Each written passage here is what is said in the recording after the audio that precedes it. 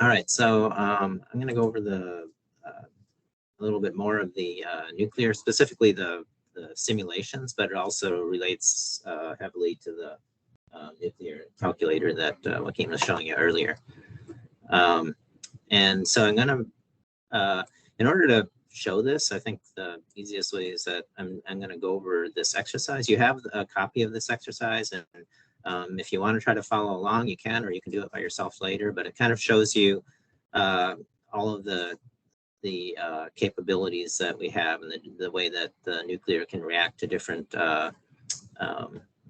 different settings in the Earth model, different models in the Earth model for different layers, and some of the tools that we have for also showing more detail about the nuclear simulations and logging. So to do this, I'm going to start with a new well here, and also I guess this exercise will help to reinforce some of the tools that we've shown you for building an Earth model and for modifying it and such. So probably one of the most useful things that we have is the table view. And like we did in the last exercise, I'm going to build a model from a new custom table. And if you look in the exercise, basically it shows that we're going to be building a gas model with different types of matrices and amounts of shale, and see how the nuclear simulators will react to that. So we'll start with a custom table, and we're just going to set all these different values. Well, actually, yeah, the first thing that we'll do is to create the layers that we described. So we're going to create about 10 layers here. So I'm going to set the modeling limits to what we say from 998 to 1010.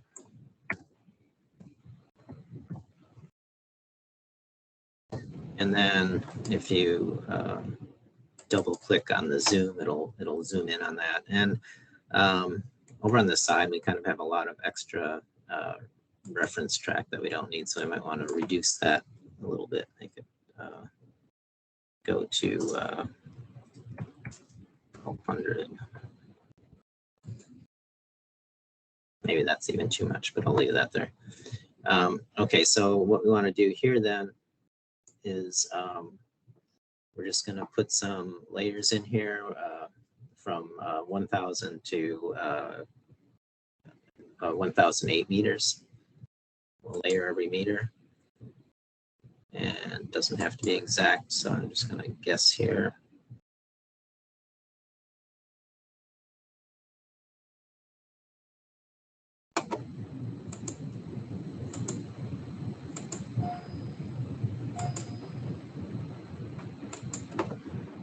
All right, so there's our layers. And so now when we go to the,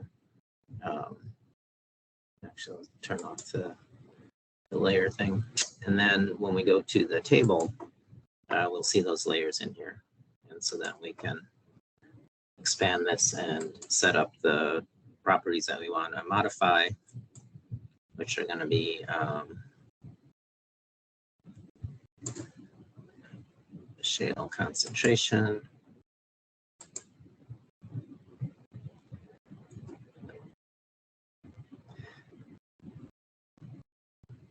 and then fluid composition,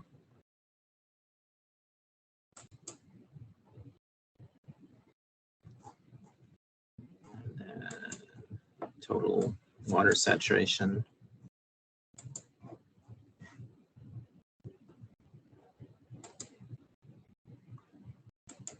and salinity,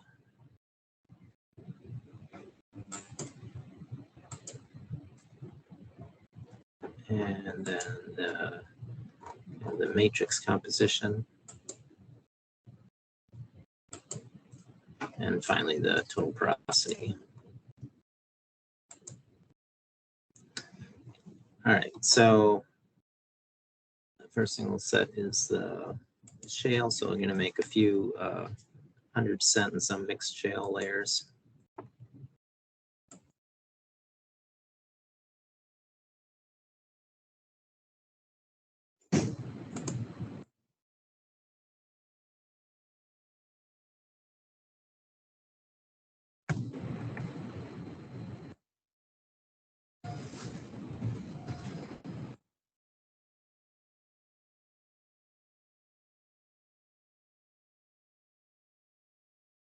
And I'm going to save the fluid because I'll show you an easier way to set all the fluids rather than going one by one. And then here, so I'll also show how you can, if you have several layers like this,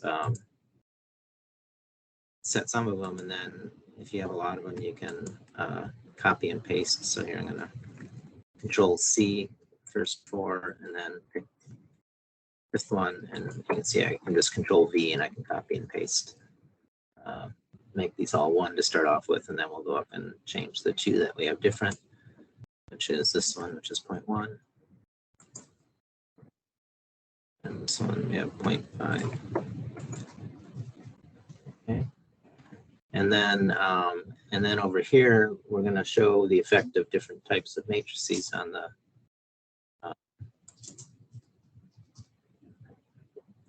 nuclear sims. Well, and calculators, I guess. So first 3, we're going to make, put some dolomite in there. First 4, I guess.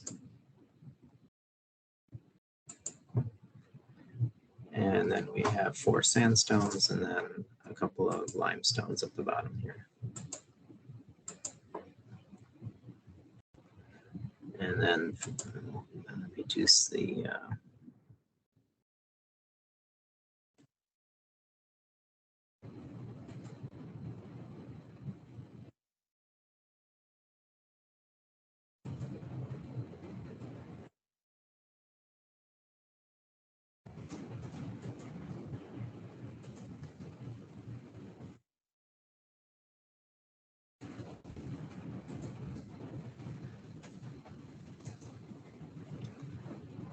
all right, so now if we go to the palette,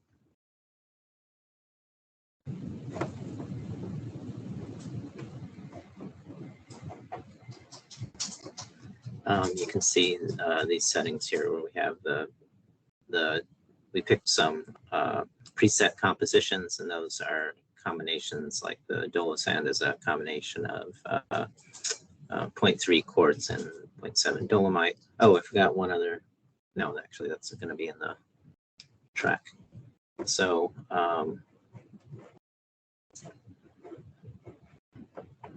if you want to, you can step through one now. And we can actually, in this case, turn off the calculate bulk properties. We can calculate those all at once if we want.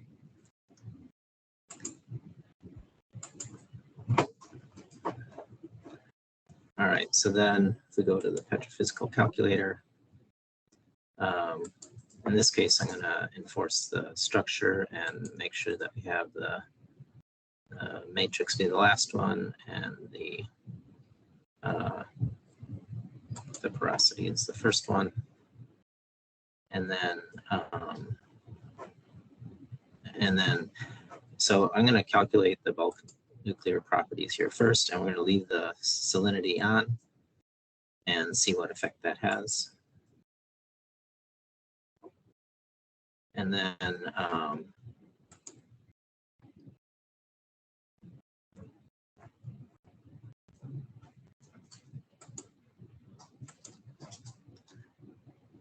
if we go here,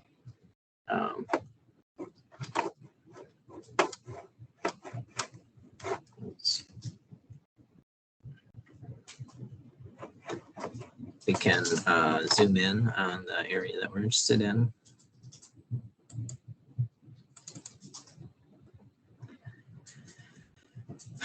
And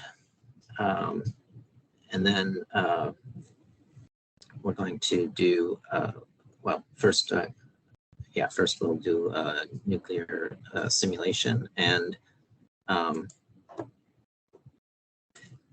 one thing that I want to show is down here in the bottom of the nuclear simulator, we have run nuclear calculation first. And this is going to be important because if you don't run that, then you're not going to, the values that are used in the simulator are not going to be correct for what you have set up in the Earth model.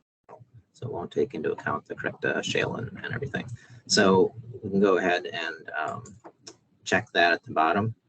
And you probably almost want to always have that checked. I mean, the only time would be is if you're going to be running a lot of sims and you're not going to be changing anything. In that case, there's no point in you know, if you have a lot of layers and recalculating. But if we have that checked, then we can go to the petrophysical calculator, and you can look here and see that we're using the, it's going to use whatever is checked in here. So we're going to use the new UT NuPro and both source types, and then calculate the salinity. And so then if we go back to the, and then in here, so we have the, this will calculate the nuclear properties. And as well as it was shown in here, what that means is if you put your mouse over this, it's going to calculate the thorium, uranium, potassium concentrations that are used for the gamma ray, and then the bulk density and photoelectric factor that are used for the density and PEF sim, and then the migration length and hydrogen index, and neutron porosity and neutron capture. So all these things that will be used in the nuclear sim, then the nuclear sim will calculate the effect of the boundaries and so forth. And so we'll bring this back up. And up here you have your choices of 4 different sims. You have the Longhorn Wireline, Longhorn LWD. These are probably what you use the most, but there's also Weatherford Wireline and our Schlumberger, and these have less calculations available. I think the Schlumberger is just for density. The Weatherford has everything, but I don't know that I've ever used it. And so we'll start with the Wireline. And then you have your choice. You don't have to do all of these at any particular time if you don't want to. Some of them may take a long time. In this case, we have a small Earth model. We want to see everything, so we're going to check all of these. And we'll talk about the gamma ray settings a little bit later. You have your choice of sampling rate. In this case, the default is set as a foot. And then you also have in the borehole. So I think you were showing yesterday that you can change the well bore size based on your caliper or whatever. And if you want to use that in your calculation to do like a simulated log, you can check Earth model, but typically you'll want it, we have it set as a default of 8.5 inches, which is sort of the standard calibration for the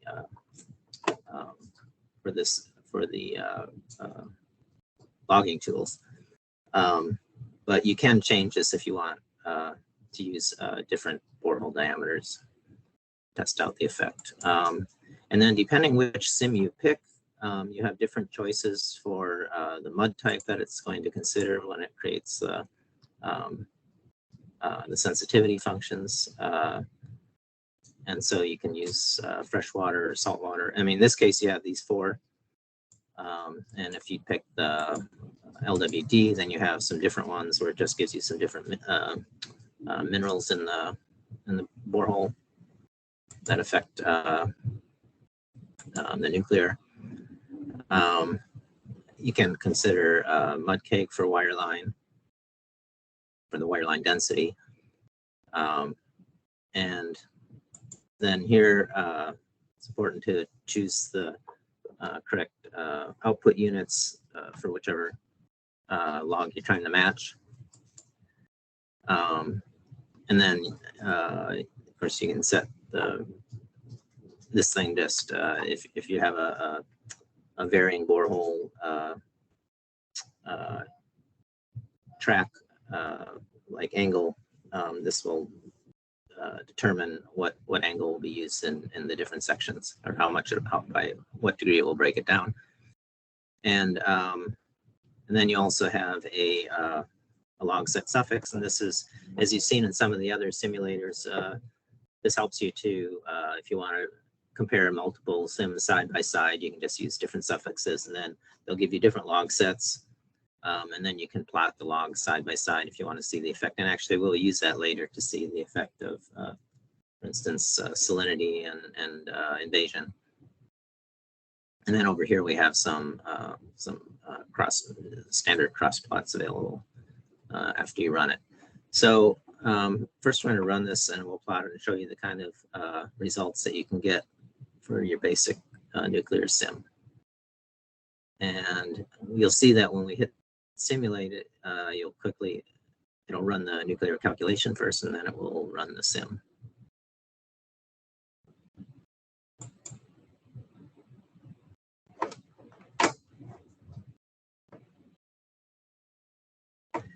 Okay, now if we go to the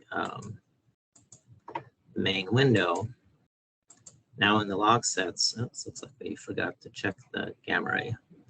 We should see all of the log sets here, and if you want, you can look and see what all the logs are included in these log sets, simulated log sets. And we're going to run that again with the gamma ray. Oh, wait, the gamma ray was checked. Somehow it didn't. There we go. Didn't take.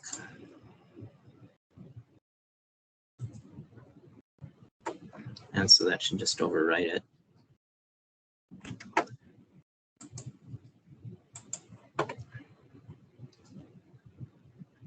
And all right, so now we have the gamma ray here as well down at the bottom.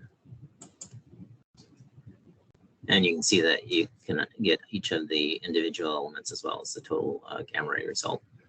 And I guess I'll say at this time, this is what you can use to kind of compare the actual gamma ray readout versus the individual components. And the relationship between those is determined by these coefficients in gamma ray. And what we use this simple linear model for getting gamma ray, which I think a lot of people use. I know there's more complicated models, but in this one you just have 3 coefficients. And because there's different standards for this, and our sims were in some cases built for certain, assuming certain values, we have in here, well, the other thing is that these values are also used because as Joaquin showed you earlier in the Earth model, you have the actual logs of that, or that not the logs, but the blocky logs, or the Earth model values for uranium, thorium, potassium. And then the gamma ray is a dependent property in the Earth model based on these and the settings. And so the Earth model has some settings, and that's defined here by the Earth model type. And then we also have what are our default. This was changed recently to give more flexibility, but it used to be that that this was the assumed set of values for the wireline simulator. And then, as you know, and there's also these SGR values of 8, 4, and 16 that are sometimes assumed. And so you can pick those if you want. And then you can also, if you want, set a separate Earth model custom value here if you want. And then you can also have a sim custom, which you can run independently of what's set in the Earth model. But typically, what we want is we want the calculation for the gamma ray in the Earth model to match whatever is used by the log or by the simulator, because the simulator, what it'll do is it'll simulate each of these uranium, thorium, potassiums, and then put them together based on these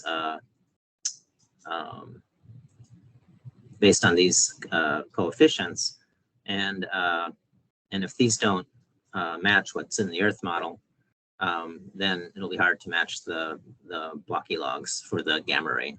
And so you'll see a difference between the sim gamma ray and the Earth model gamma ray. And so in that case, you can, if you want to, so usually you should have it set to Earth model type. If you wanted to change this to use SGR, now in this case, we haven't changed the Earth model values, but this you can run a sim, and this will use the SGR coefficients. So you get a different value for the actual gamma ray log, simulated log, than you would for the gamma ray value in the Earth model, unless you sync it. And so if you hit sync, then it'll say, okay, I want the Earth model to be synced up to this value. And then it automatically switches to Earth model type, because now they're the same. And you can see here now the Earth model type is set to 8, 4, and 16. And so that's how you can update the Earth model. But we're going to use the standard that was used for our wireline sim. And wireline sim, and then we'll sync that. Okay, so now we have the Earth model should match our simulated gamma ray log. And just to be sure that I have the right values, I'm going to run that one more time. Okay, so now in here, we're going to see what the results are that we get. And we'll go to the simulated logs. And so the first one, we'll plot the gamma ray. And the second one, we'll plot the porosity logs.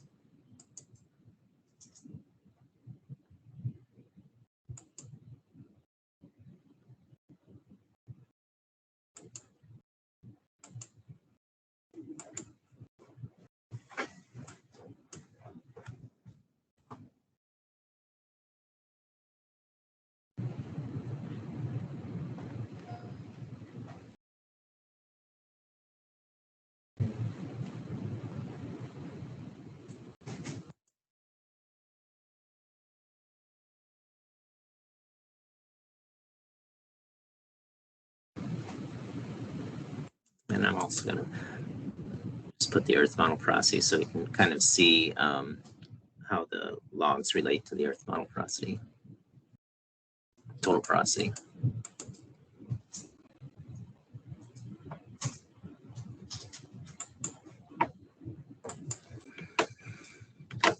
Okay. And then we also want to have oops, not that. Just in case we have a crossover, we want to set this to view the density neutron crossover.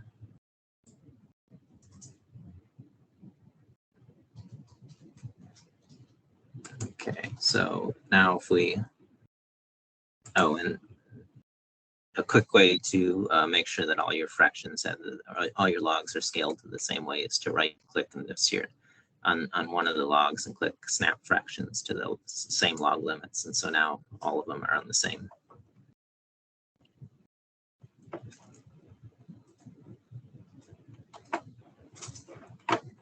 Oops.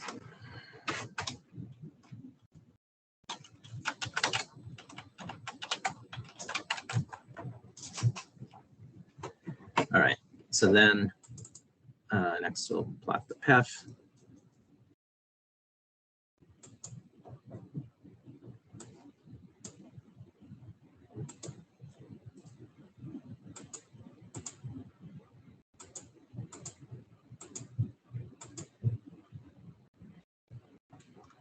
And then in the last one, I'm going to show the breakdown of the Earth model components.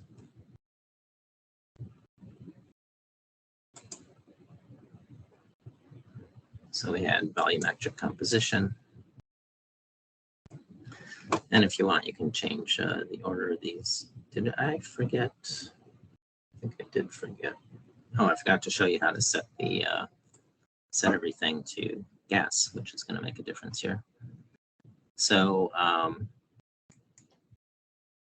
if you're in any of the tracks, you have a choice of some right-click settings, and an easy way. Sometimes it can be difficult if you have a lot of layers to set the mineral composition. In this case, if we want to set everything to, so for instance, hydrocarbon to methane, we can hit entire modeling interval, hydrocarbon, methane, and this is going to update all of the hydrocarbon to methane.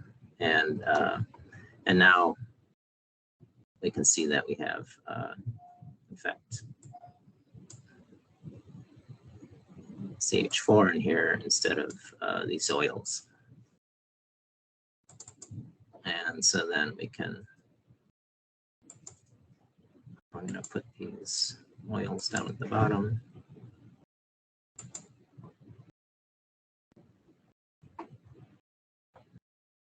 And I'll put the shale up at the top.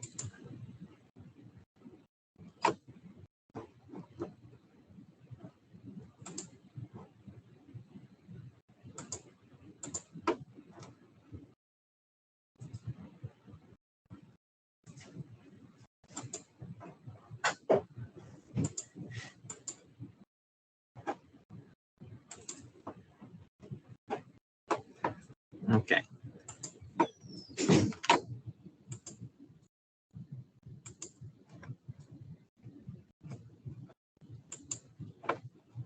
Just close this. All right, so now you can see that right now we don't have any crossover because, as I said, I forgot to change the. I forgot before when I ran the nuclear sim. I ran it before I had remembered to change the hydrocarbon. So now, if we run it again,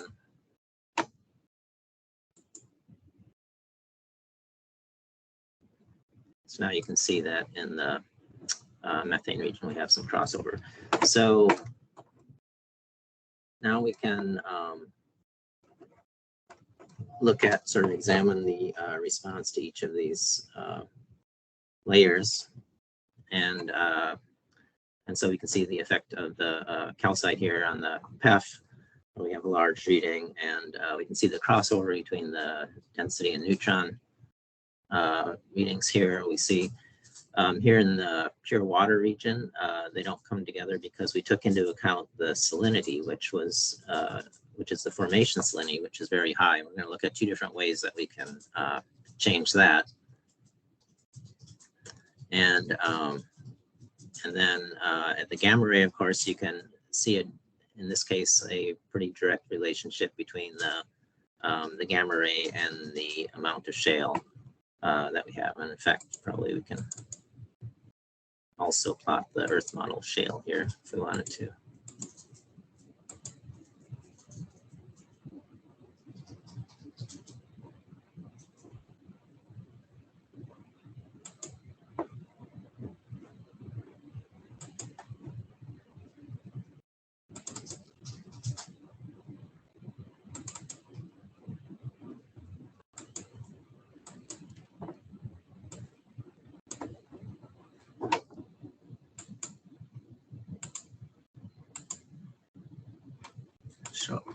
So you can see the relationship between the shale here and the gamma ray.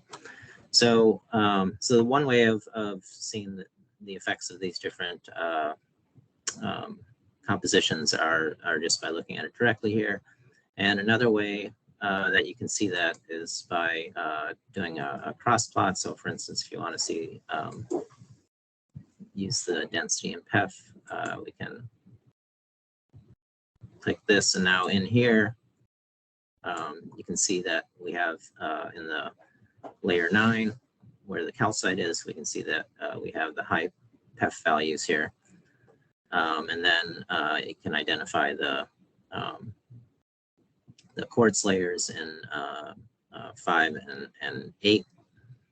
And then the dolomite, of course, kind of mixed with the mixed in with the shale, since they have similar PEF values. And so that's one way to use this to identify your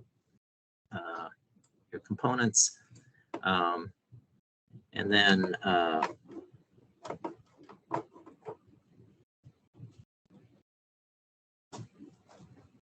another thing that you can do is to, if we want to see what effect the salinity has. So now we had suggested. So notice that we have no. We can't really say anything about the formation salinity in here. So if we want to affect that, we have to actually go back to the calculator, because this is the thing that's actually calculating the raw values. And so in here, if we turn off salinity, now this will not consider the in situ salinity. And so it's going to treat everything as fresh water. And so then we can go back here, but now we're going to create another log set. We'll call it fresh.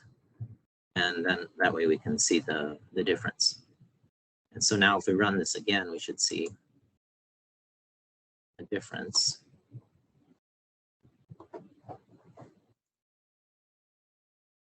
In particular here, if we plot the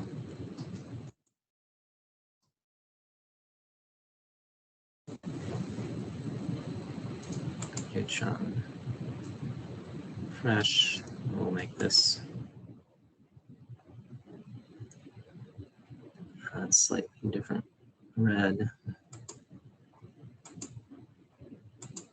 And make it dotted. Make it bigger.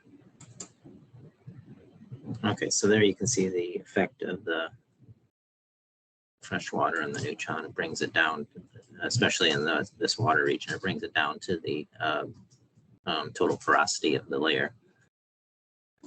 And then we can also plot the density on that.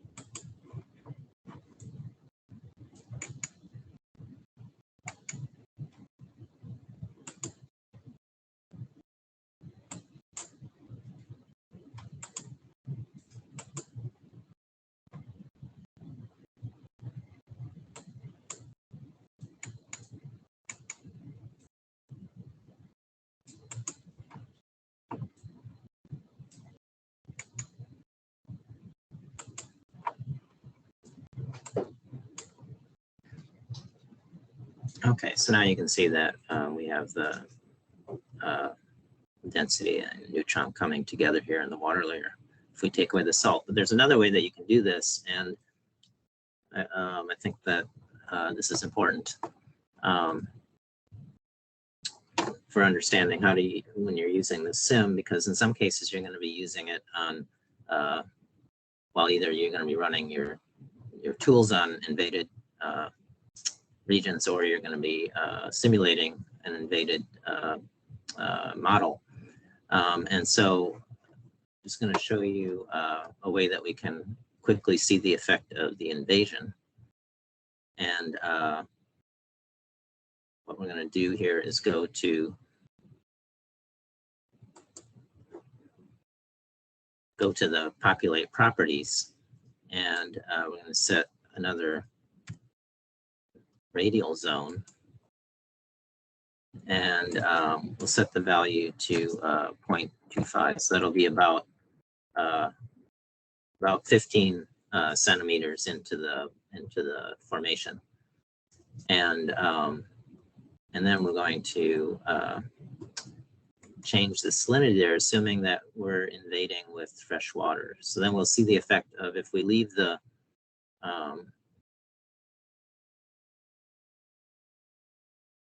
so now I select salinity here, and then I can just set a value of something really small, like 100.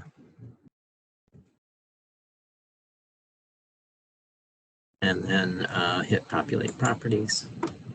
Okay, so now I set a first zone, and if you want to see that, of course, you can make another track, and you can look at the cross section and pick salinity, and so now you can see that we have this zone of freshwater invasion here that's 15 centimeters deep. And so now if we go back to the, first of all, if we want, now we want to take into account all of the salt. So we're going to go back here and turn on the salinity. Because again, remember that, you always have to remember that the first thing you have to do is calculate the nuclear properties. We have it set to do that automatically, but just as a reminder that that's what's happening, the order of events. And then in here, we'll make another log set. We'll call it invaded. And B. And now we can just run this again, and it'll run the nuclear calculator, and we're done. Okay, so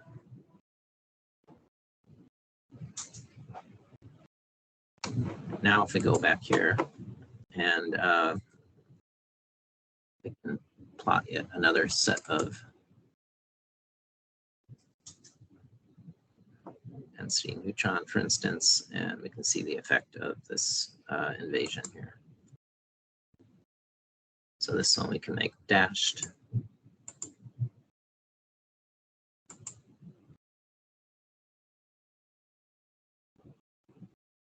Now what color to make it? Orange. Let's see if that shows up.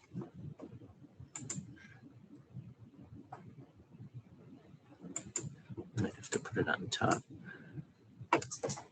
Oh, there it is. Okay. So, I mean, we're not, it's not, depending on what the depth of investigation is, we don't know exactly where it's going to show up. But in this case, it appears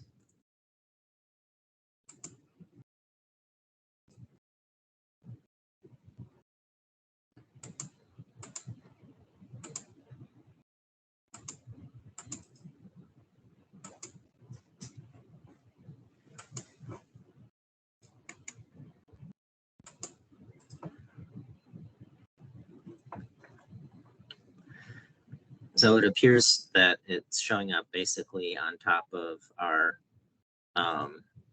freshwater case. And so what that's telling us is that probably our depth of investigation for these nuclear logs is around on the order of or less than 15 centimeters. It's possible if you use scripting to actually do a sensitivity check on this and find out that that's the case, that if you get out to like 20 centimeters, you basically don't see any of the formation fluids.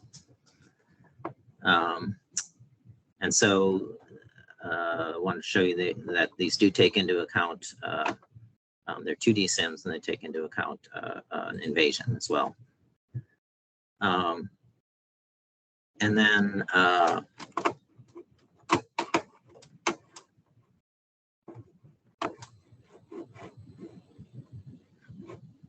see, we also want to see the effect of, well, there was one thing we already talked about, the effect of the gamma ray coefficients, and I mean the next step in the script is to set the uranium to 0 to see the effect of what they call a carbonate gamma ray, which should help you identify shales and carbonates. I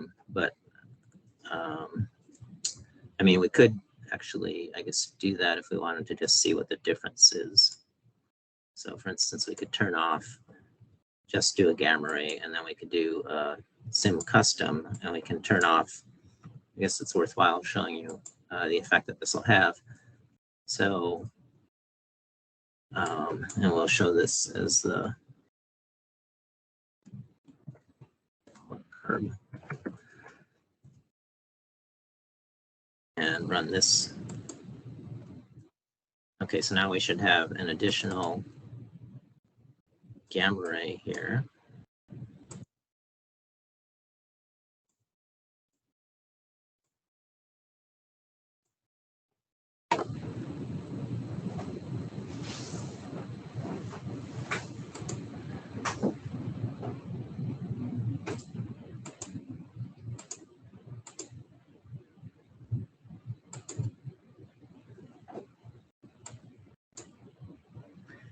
And so now you can see here what the effect of, for instance, changing those coefficients are, that you can change the effect of the uranium on the gamma ray in that case. And this is without actually affecting the uranium itself. And then we want to go into look at the second type of sim that you can do here, which is LWD. And if you choose LWD, of course, as I showed you before, you have different choices of mud. We'll stick with the water-based mud here. And then you have all the same sims available.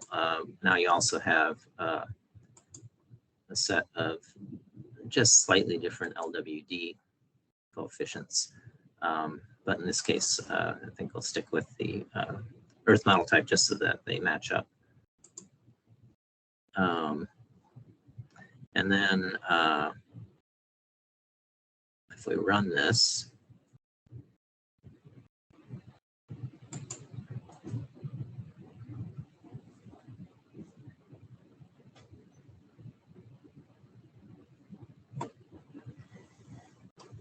okay, so now if you look in the main window here, you can see that we're getting quite a few log sets. So now we got a whole set of LWD log sets here. We left them as carb, I guess, even though we changed that. I should have changed the suffix. But we know that we changed it, so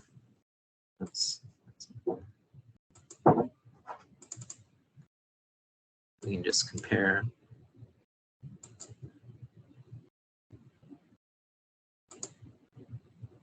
For instance, the gamma ray.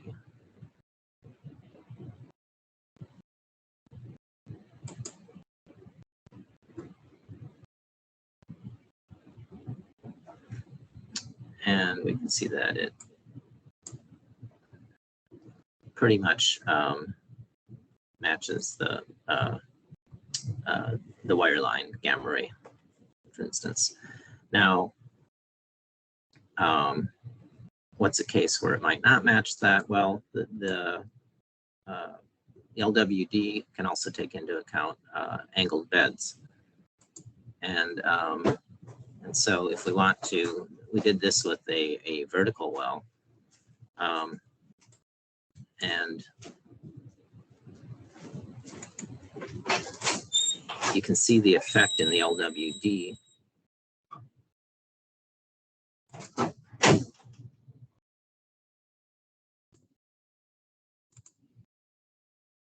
you can get an image plot from the LWD of the borehole wall. And so you do that by selecting the image icon, and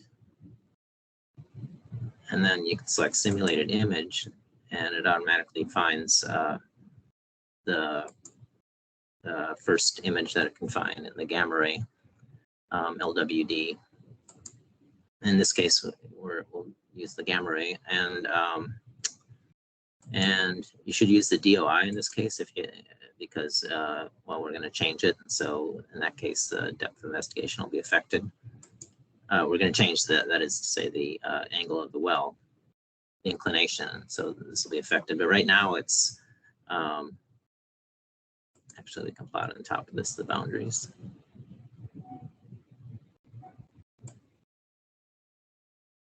In a brighter color.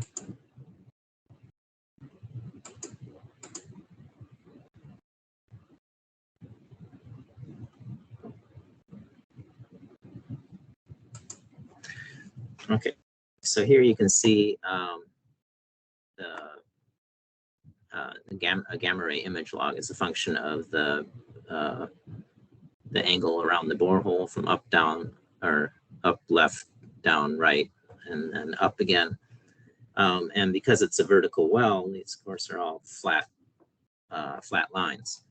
But if we want to, we can go into, I don't think we talked about this, but if you go to the well geometry, here's where you can do things like set inclinations or azimuths, or you can import a set of inclination and azimuth from a log or survey file. In this case, as an example, we're just going to set a fairly high value, like 75 degrees, and see the effect that has. So now over here you can see that what that should look like. And now if we recalculate this LWD, I'll put this 75 degrees.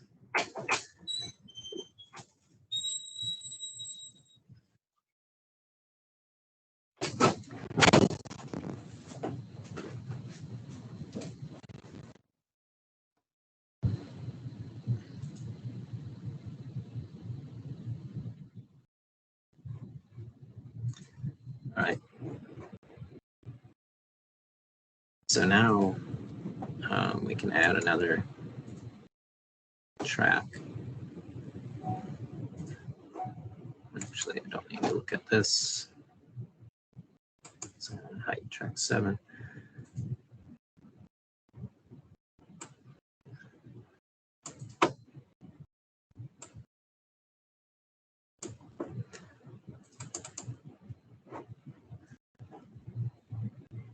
And now if we make an image log from that one, simulated, and this time we want to pick 75 degrees.